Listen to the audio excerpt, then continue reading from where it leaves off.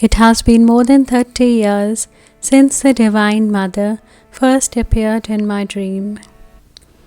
Since then, I've always felt her devotion, her protection, and her love. So when the opportunity to visit Kolkata came to me, almost unexpectedly, I could hardly believe that I would be traveling all the way from the US to the holy city where the great Dakshineshwar Kali temple is.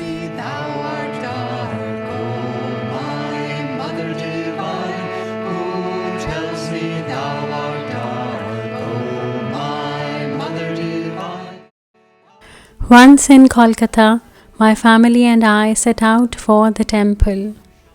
The wait to see Ma felt almost unbearable. My heart longed for her darshan.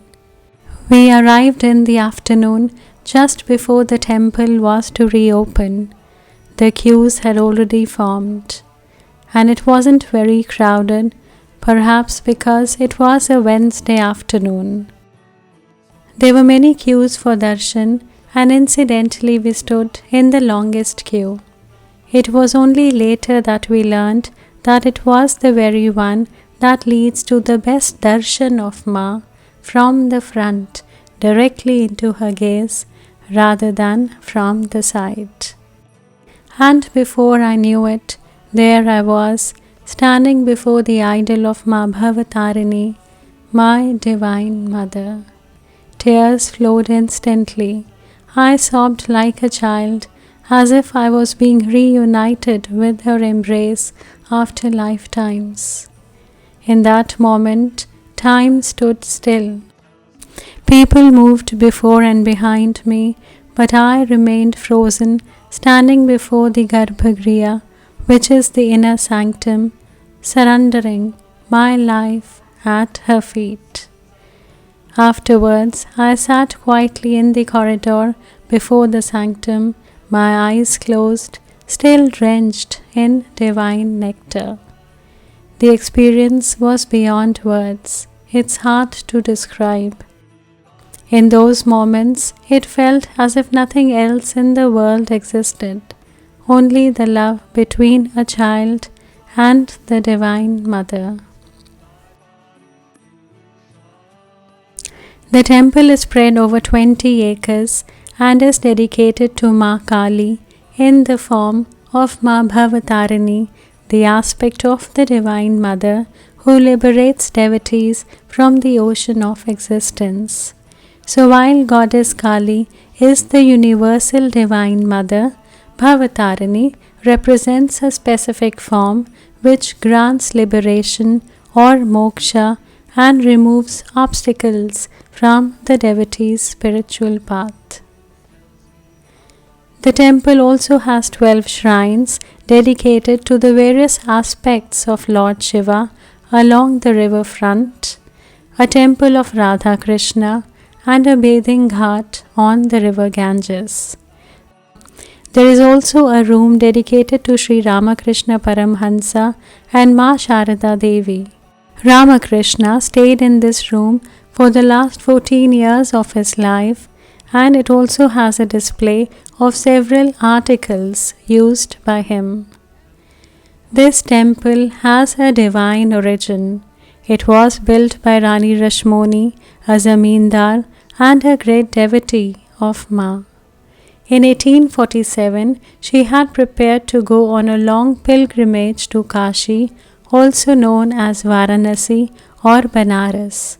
But just the night before her journey, the Divine Mother appeared to her in a dream and said, "There is no need to go to Banaras.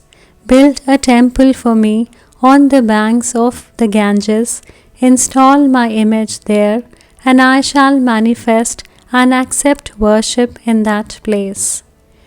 Rani Rashmoni was deeply moved by this dream, and she immediately started her search for land to build the temple. And soon she acquired this 20-acre land at Dakshineshwar, and it took around 8 years for the construction of the temple to be complete. The idol of Ma Kali was installed on May 31, 1855.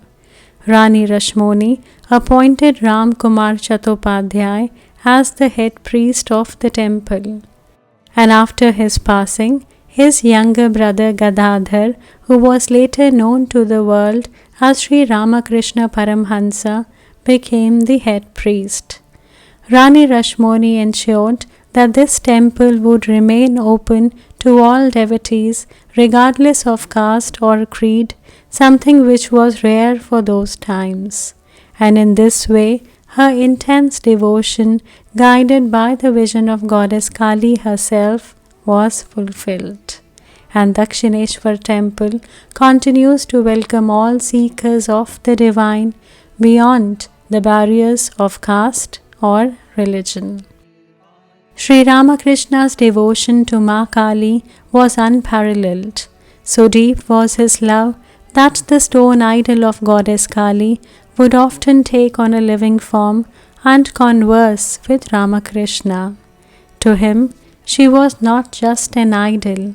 She was the ever-living Divine Mother who was present with him in every moment. It was also here at Dakshineshwar that the great disciple of Ramakrishna Paramahansa, Swami Vivekananda, was also blessed with the grace of the Divine Mother, and here he also received his spiritual training from his Guru. This temple was also dear to Paramahansa Yogananda. After losing his mother at the tender age of 11, Yogananda was left heartbroken and devastated. During that time, the Divine Mother appeared to him in a vision in the form of Ma Kali and lovingly spoke to him, "It is I who has cared for you through many lives in the tenderness of many mothers. In my eyes, you will find the same love and the same beautiful gaze of the mother you yearn for." These words by the Divine Mother healed his sorrow and filled the void left by his earthly mother. From that moment, Yogananda felt an eternal bond with the Divine Mother. In Autobiography of a Yogi, Yogananda has also shared another sacred experience at the Dakshineshwar temple. His eldest sister Roma once pleaded with him to help her husband Satish, who used to constantly mock saints and ridicule her devotion. So Yogananda brought both Roma and Satish to the Dakshineshwar temple, and he prayed intensely before Ma Kali, pouring out his heart before the Divine Mother, not for himself, but for the transformation of another soul. 5 hours had passed in meditation, and it was then that the Divine Mother appeared before Yogananda in the living form and assured him, "Thy wish is granted." And this vision of the Divine Mother lasted for an hour, flooding Yogananda with indescribable bliss. Soon after this event, Satish's heart began to change. The man who used to once ridicule saints now turned inward in sincere devotion. He began meditating regularly, and such sincere and pure his devotion was that he too was blessed with the vision of the Divine Mother. This story beautifully shines as a reminder that the Divine Mother of Dakshineshwar listens to the prayers of her sincere devotees.